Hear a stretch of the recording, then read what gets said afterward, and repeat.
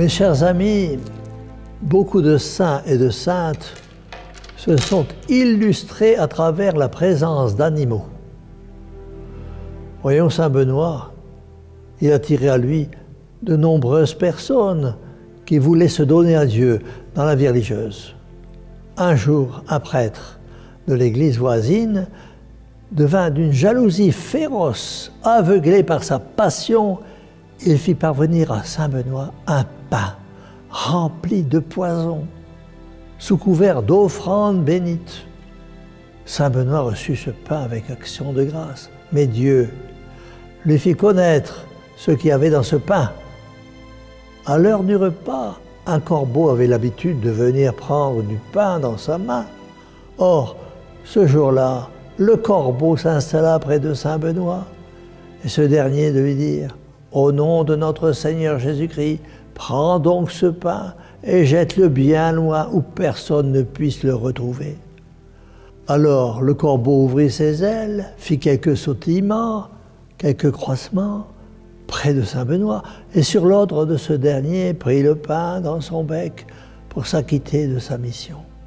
Au bout de quelques heures, le corbeau revint près de Saint Benoît, et ce bon père lui donna cette nourriture tant attendue, son pain quotidien. Saint Benoît vivait proche de la nature, et le bon Dieu le comblait de grâce. Je voudrais aussi vous parler de Sainte Claire, qui vivait la règle de Saint François d'Assise. Sainte Claire avait une jeune chatte qui avait élu domicile au monastère des Clarisses. Jouant, dormant longuement, elle passait beaucoup de temps avec Sainte Claire, la suivant partout, aux offices religieux, au travail quotidien. Les religieuses la nourrissaient de pain et de fromage. Tout cela nous rappelle l'amour de Saint François pour les animaux, pour tous les êtres de la création. Cette chatte était considérée comme une religieuse à part entière. Sainte Claire tomba malade, était souvent obligée de s'aliter, ayant bien sûr une volonté extraordinaire au service du bon Dieu, même si son corps était fragile dans ces moments de souffrance. Sainte Claire se consacrait au tissage, à la broderie. Exténuée, ne pouvant aller chercher sur la table voisine une étoffe nécessaire pour son travail, ayant comme d'habitude près d'elle la petite chatte, si fidèle, elle lui demanda « S'il te plaît, sœur chatte, apporte-moi ce tissu qui se trouve sur la table. » La petite chatte, comprenant les paroles de Sainte Claire, alla chercher le tissu. Mais se trouvant en difficulté, en raison du volume du tissu, le lui rapporta en le traînant par terre. Alors, Sainte Claire lui dit avec douceur « Mais tu vas le salir en faisant ainsi. » Et au comble de la stupéfaction, la fameuse petite chatte saisit alors de son mieux l'étoffe entre ses dents tout en la protégeant de ses pattes, comme si elle le pliait pour la porter sans que le tissu ne frottât par terre. Oh, combien Sainte Claire aimait cette petite chatte et la caressait bien volontiers pour la remercier. Et quelle preuve d'intelligence chez cette petite chatte. Saint François d'Assise est connu pour son amour singulier pour la création de Dieu, et particulièrement pour les animaux. Parlons de sa rencontre avec les oiseaux. Alors que Saint François, avec ses compagnons, voyageait dans la vallée de Spolète, en Italie, et s'aperçut qu'un grand nombre d'oiseaux s'étaient rassemblés dans les arbres. Remarquant que les oiseaux l'observaient, comme s'ils attendaient quelque chose, inspiré par le Saint-Esprit, Saint François commença à prêcher un sermon sur l'amour de Dieu pour eux. Ses frères qui l'accompagnaient écrivirent ce que Saint François avait dit. Ainsi commença-t-il. « Mes doux petits frères et sœurs oiseaux du ciel, vous êtes liés au ciel, à Dieu votre Créateur. À chaque battement de vos ailes et à chaque note de vos chants, louez-le. Il vous a donné le plus grand des cadeaux, la liberté de l'air. Vous ne semez ni récoltez, pourtant Dieu vous fournit la nourriture la plus délicieuse, des rivières, des lacs pour étancher votre soif, des montagnes et des vallées pour votre maison, de grands arbres pour bâtir votre nid, et le plus beau vêtement, un changement de plumes à chaque saison. Vous et votre espèce avez été préservés dans l'arche de Noé. Il est clair que notre Créateur vous aime beaucoup, puisqu'il vous donne des cadeaux si abondamment. Alors, s'il vous plaît, méfiez-vous, mes chers petits frères et sœurs, du péché d'ingratitude, et chantez toujours les louanges à Dieu. Ces frères qui ont écrit ce que saint François avait dit aux oiseaux, du moins une partie, ont rapporté que ces oiseaux écoutaient attentivement tout ce que notre saint leur confiait. Et tandis qu'ils parlaient encore, tous ces oiseaux commencèrent à ouvrir leur bec, à étendre leur cou, à étendre leurs ailes, et s'incliner la tête avec révérence vers la terre. Et par leurs mouvements et leurs chants, ils manifestaient le grand plaisir que leur avait procuré saint François, émerveillés devant une telle multitude d'oiseaux, leur beauté, leur attention et leur fermeté. Saint François en remercia Dieu pour eux.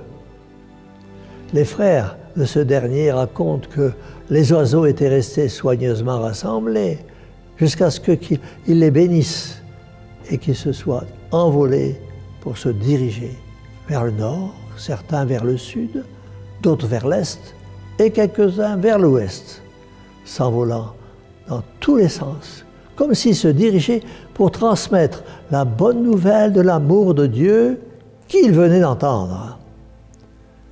Et que dire du miracle de saint François sur le loup de Goubiot? Ce loup qui effrayait tout un village, eh bien, saint François le convertit et le rendit doux comme un jeune chien, lui demandant de se mettre au service du village. Et toute la population qui s'était engagée en retour à le nourrir s'attacha au loup de Goubiot. Mais regardons du côté de saint Joseph Cupertino, tout comme saint François d'Assise, les animaux lui obéissaient. Traversant un champ, il se mit en prière, et tous les moutons se rassemblèrent près de lui, écoutant attentivement ses prières. Voici maintenant le chien fidèle de saint Roch, qui lui léchait les plaies de sa jambe pour le guérir et qui prit la relève du loup de Goubiot. Il y aura encore beaucoup à vous dire, à vous raconter sur la fidélité des animaux, sur les sentiments qu'ont les animaux pour les êtres humains. Aussi, nous devons prendre soin d'eux et ne pas les faire souffrir. Pour terminer, laissez-moi vous parler de saint Jean Bosco, 1815-1888. Il travaillait à l'éducation des garçons pauvres qui erraient dans la ville de Turin, en Italie. À cette époque, l'Italie subissait un courant très anticlérical et certains voulaient faire disparaître Don Bosco, qui dérangeait. Mais à chaque tentative d'assassinat, un mystérieux protecteur venait le secourir sous la forme d'un gros chien gris. Certains habitants, aux élans anticléricaux, ne supportaient pas ces activités. Un jour, saint Jean Bosco, sur sa route, dans la pénombre, à quelques pas, trouva un chien gris qui le regarda. Un frisson parcourut saint Jean Bosco. Se sauver ne servirait à rien, mais l'animal s'approcha lentement, secouant amicalement la queue, se laissa caresser et lécha la main de Don Bosco, qui reprit son chemin, avec le chien qui marchait à ses côtés, comme s'il connaissait la destination. Saint Jean Bosco, de retour chez lui, à l'oratoire, se retourna pour donner une dernière caresse mais il avait disparu. À partir de ce moment-là, quand Don Bosco rentrait tard le soir ou dans la nuit, le chien apparaissait pour l'accompagner, et c'est ainsi que notre saint l'appela le gris. Et à chaque fois, en rentrant chez lui, le gris disparaissait. Il eut beau questionner les gens du quartier, personne n'avait vu ce gros chien gris. Un soir où Don Bosco rentra seul, à nouveau, 2 bandits surgirent. Le premier lui jeta un manteau sur la tête et l'autre sortit un couteau. Alors que Don Bosco s'attendait à recevoir un coup fatal, un aboiement terrible retentit. Le temps de retirer le manteau qu'il avait sur la tête, un des hommes s'était déjà sauvé.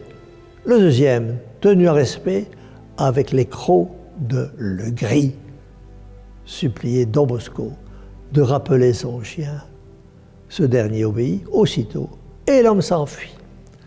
Alors le gris raccompagna Don Bosco chez lui avant de disparaître comme d'habitude. Bien des fois, on voulut assassiner Saint Jean Bosco et à chaque fois, le chien gris le défendit.